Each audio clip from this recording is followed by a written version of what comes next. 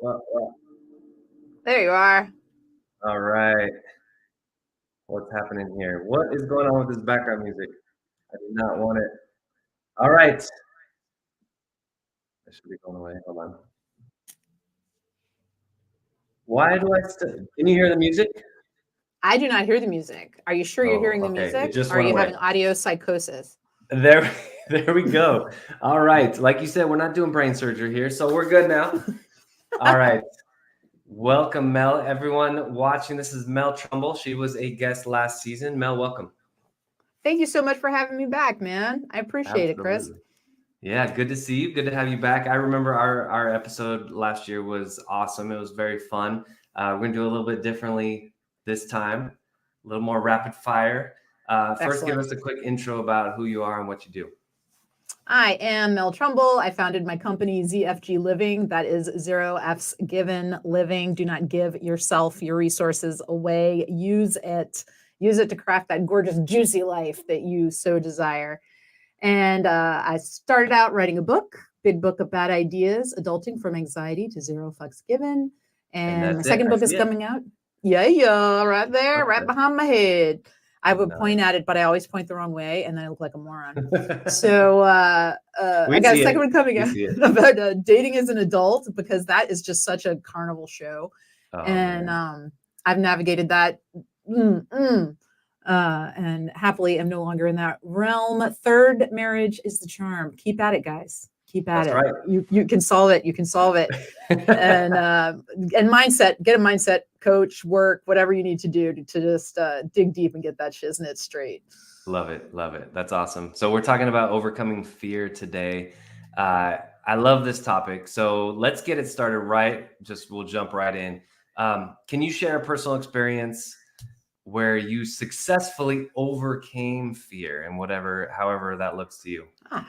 Oh yeah, of course. So let's see. Let's go to the first. Let's go back in time. First husband says he wants a divorce. I, fall apart, do all the crying. My sisters say, "Come visit us. We'll get this sorted out." So I go up, visit them. Where in the area where I live now? Why, you might ask? Did I never go back to where I was from in southern Louisiana? Well, I'll tell you, Hurricane freaking Katrina.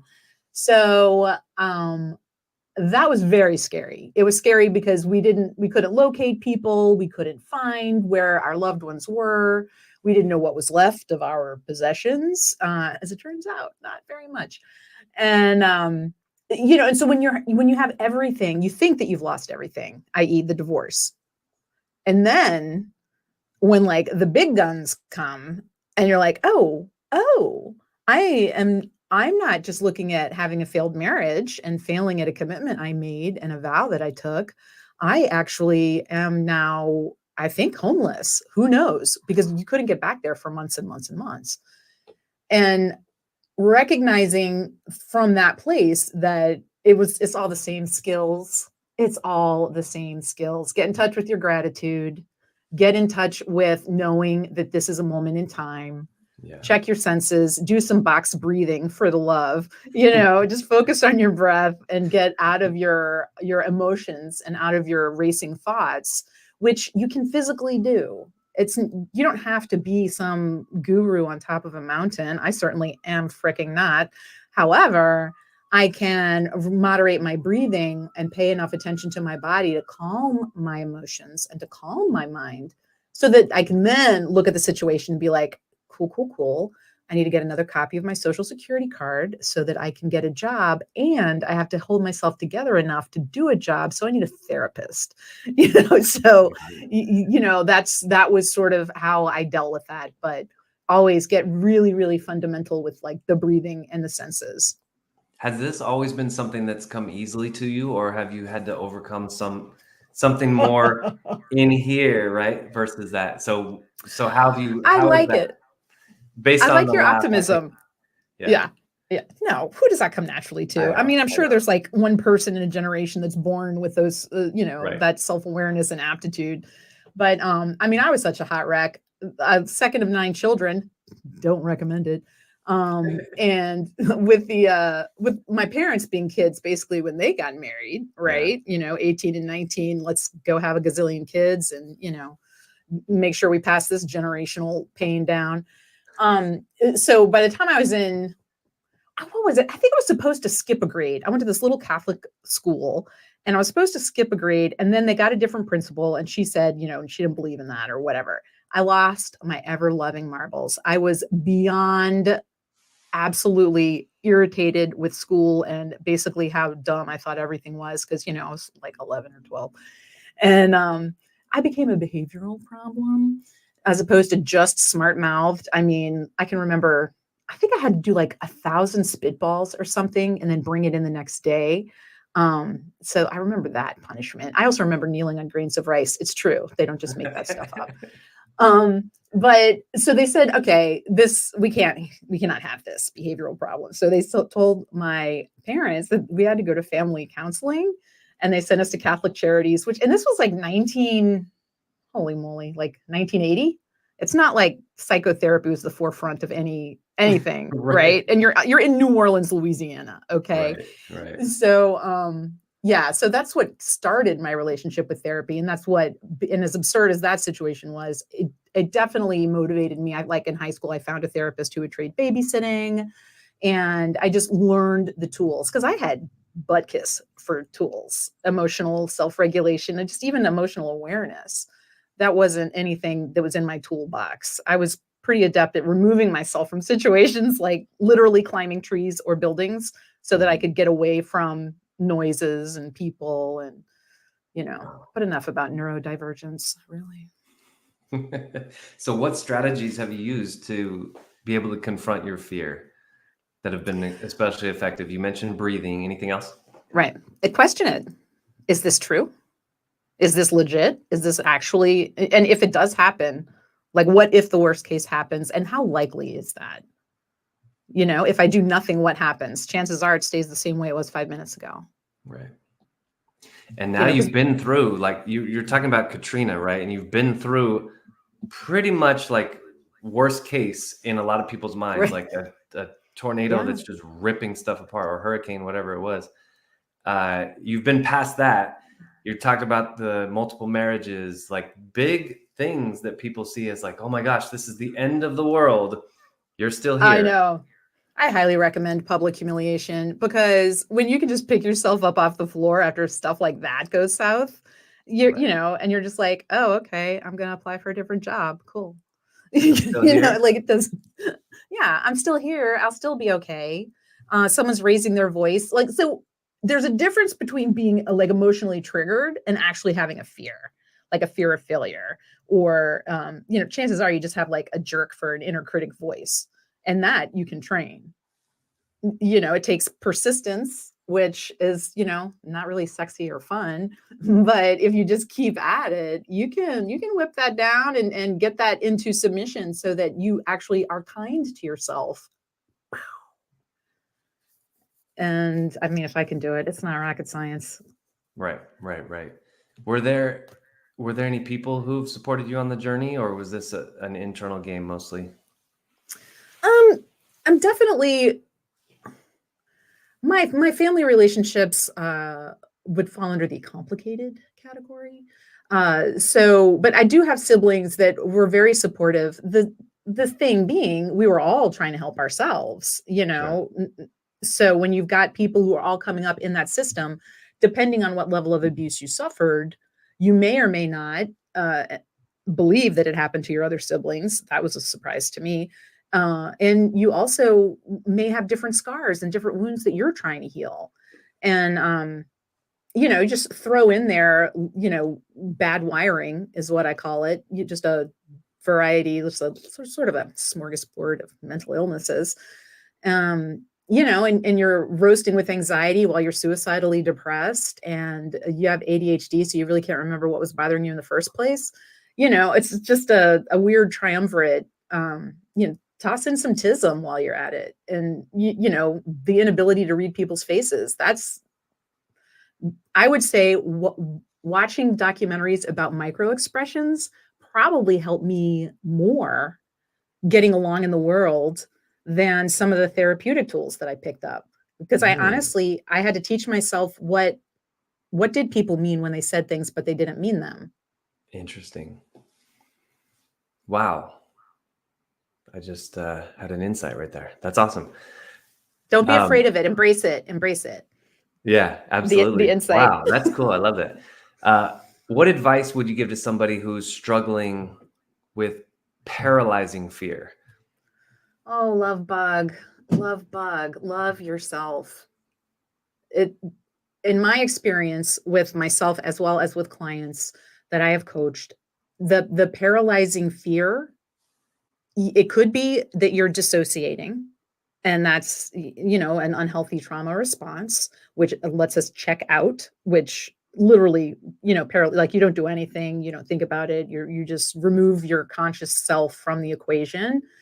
um and that's one thing. If it's anxiety driven fear, where you're reverberating with stress and you're paralyzed because of all the options, narrow it down. Be so kind. Think of your little child self and coach them through. Okay, well, what are the options? Those are too many options. What's one? Mhm. Try that on and step back while you're doing this and realize that naming how you're feeling, that's the stuff. Like, it kind of gives you some space away from it, so you can see that it's not, some 800-pound gorilla that's going to tear your head off your shoulders. It's a possibility. It's an option that you have, or it's something you wish you had, and maybe you're angry that you didn't. A lot of people don't process anger very well, and that can shut them down Mhm. because we're taught to, be nice. Right. Don't Right. don't And then show don't show the ugly side. right. And then you're nice to a point where you get so angry because you can't show the anger, and then you're mad at yourself, and then it ends up this I speak from experience on this one. You got to be so nice, right? And then to a point where you're so nice, and then people walk all over you, Right? and then that anger turns into something much worse. It's like And a pressure cooker. yeah, totally right. You've got the lid locked down so tight, and it just builds and builds and builds. Yeah, And so then when it does come loose a little bit, perhaps yeah, you're salting the earth. right. Is there so for you? Is there a particular fear that you continue to work on or manage regularly? What's the one thing that you're still trying to take a crack at?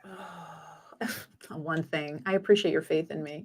I'll say one of the things.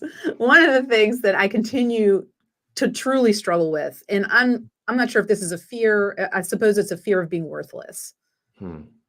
and that can manifest as being an overachiever. With the books and the podcasts and the programs and Right. and which I can use as drive, and I can recognize. Uh, and it's something that I get to continue to challenge myself about, because why is another person worth all the suns and the moons and the stars, and I'm made of the same exact stuff, and I'm not. Right. I'm going to call BS on that every time. And you can intellectually, logically, but it's the feeling. Right. And I get the opportunity to be truly kind to that little child Mel, who was brutally taught what she was or wasn't worth. And that was wrong. And it wasn't because, I had villains soaring, like vampires through my world. It was because people come from hurt generations of hurt and Yeah. trauma, and they're not taught that, what, you can work on that and you can dismantle that and integrate it, and then it's part of you, but it doesn't define you. It's not all of you by any freaking stretch. Right. Right. Not even close. Yeah. Have you noticed any unexpected benefits or personal growth as a result of facing your fears? Oh man, it just feels so good. It's so good when you are like, oh geez, like so and so is going to be speaking at the same event. Do they really want to hear from me? Like, I mean, come on. I'm just, some effed up kid from New Orleans, who wants to hear this. And then when I get in touch with my five senses, what do I see and hear and feel and smell and and all that stuff, and ground myself, do some breathing, take a minute, go kick some freaking ass on the microphone and then have people contact me afterwards and say, I've never heard anyone be as candid about growing up with this type of sexual abuse or physical abuse or emotional abuse and be so funny about it. And I'm like, yeah, buddy, that's my sweet spot. Because the thing is with humor, and the reason and first of all, I think I'm hilarious. If anyone else does also, that's gravy. But so I'm genuinely having a good time. And it's also disarming. So if I am talking to people and saying like, well, if I was going to take a beating on the daily, I figured I could just do whatever I wanted. And that's how it all started at the age of 3. Then they're kind of like, they're laughing, but and it just shakes it up a little bit. And so then the rest of it can be received, really received, because my message is one of not just, oh, here's another sad story and I overcame it and yada, yada, yada. It's I reprogrammed my subconscious and now I'm doing all these other things. Right. You can, every single person can. So my one question about what you were talking about a few minutes ago about, so it's easy to say it up here, but it's a feeling. How do you take it from just that thought, like, oh, you read a book or you read even 1,000 books, but you still feel a certain way? How do you get it down into that heart? So the way I do it is I meditate about it and really open myself up and get my like that juicy brainwave state where you feel almost like you're kind of dozing away a little bit, right? And while you're there, you get in touch with the little person, the child person, because there's a point in your life when all the fuckery and shenanigans really kicked in. And so when and who is that?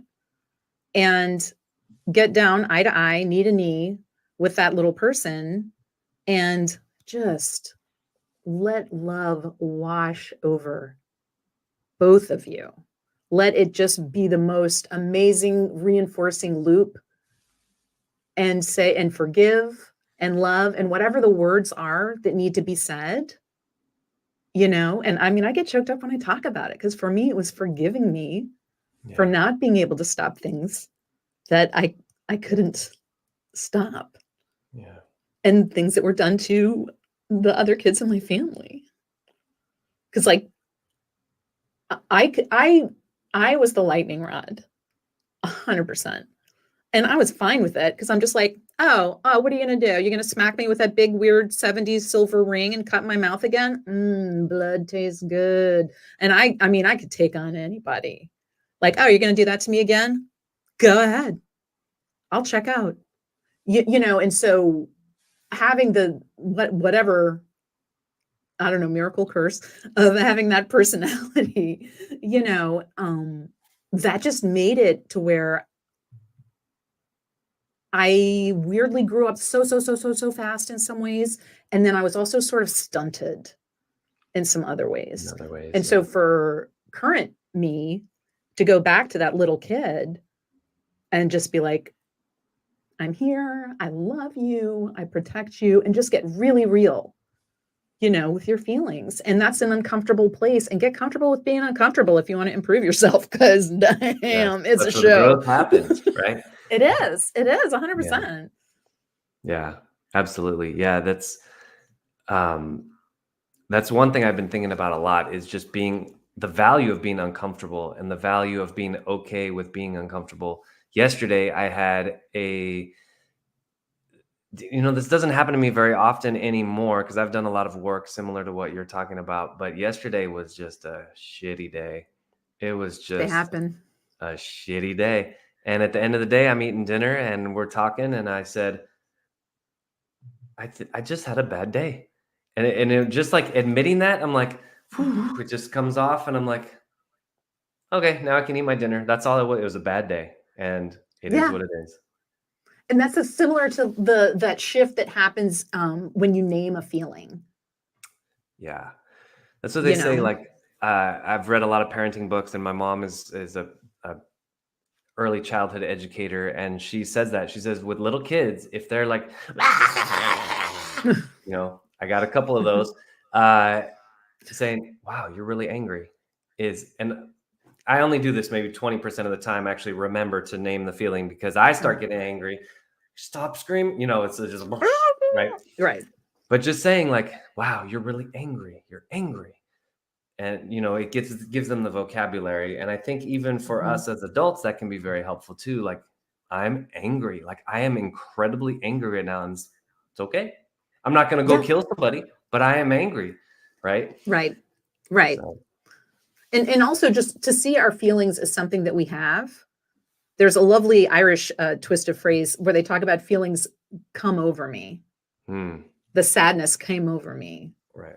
And when you think of that as the feeling being there, and, it's not you, right? It's not just an intrinsic part of you, unless all feelings are in the same way that everything is available in the world, but we have feelings and we have thoughts, and our thoughts are surely not always right,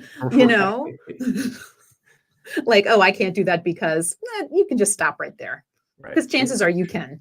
Right. Yes. So let's summarize the fear concept. We'll go back to that. Somebody who's maybe they've just begun working on this, and you can maybe imagine like you're talking to somebody who you've met at one of your speeches, your presentations. What's kind of like, again, zooming out, big picture advice, words of wisdom, whatever we want to call it, to start dealing with these fears and moving past them? I would say the most zoomed out advice that, or wisdom or idea that I can share is that whatever you want your operating system to be, whatever you want that subconscious programming to be, you can have it. And when immediately they are like, oh, well, no, like, that's not, she's just saying that. What if? Just let yourself wonder. Well, what if I could think I'm pretty freaking awesome? What if I could, I don't know, move to Tahiti or whatever it is that you immediately bat away reflexively.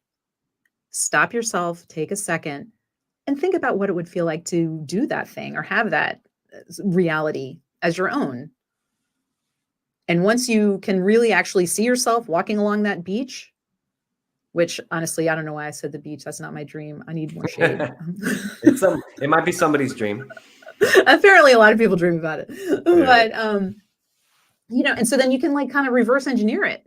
You can not kind of, you just reverse engineer it. What would it take? Am I a digital nomad? Do I work in the service industry at one of the fine hotels or swanky resorts? Right. There's ways to do just about anything. And people with fewer resources, less intelligence, less verve have figured it out. You can. Yes. Awesome. Absolutely. And Mel, tell us a little bit about your book, about your website, and about what you're up to and how people can get in touch with you. Awesome sauce. My website, zfgliving.com. 0 folks given living. So that's me. I am Melissa at zfgliving.com. And I'm on the social media. And my book is Big Book of Bad Ideas. It's the series. The second one will be coming out later this year. We are in the year 2023. And yes, I did just look down at my calendar to make sure I said the right year. I'm old. 23, 73, whatever. How many years before you stopped putting 19 before the date? Like today years old. Today. I probably stopped in like, I don't know, 02. Yeah. Like a couple of years for sure after that. It took a couple. Yeah. I definitely forgot what month we were in last week. I was like, wait, the kids just went back to school. September. Okay. Feels fallish. Yes, it happens. All right. Sounds good. Well, Mel Trumble, Big Book of Bad Ideas. I'm on your website right now. This looks awesome. It's good branding. It matches your book colors as well. I do like a tight color scheme. Yeah, I love it. Matches your glasses. It's all, and your necklace. It's all planned. I love it. Well, Mel, Thank you so much for having me. for Thank you joining. so much for having me. For joining. Yeah, absolutely. Absolutely. And we'll be in touch for sure. Take care. 100% appreciate you. Absolutely.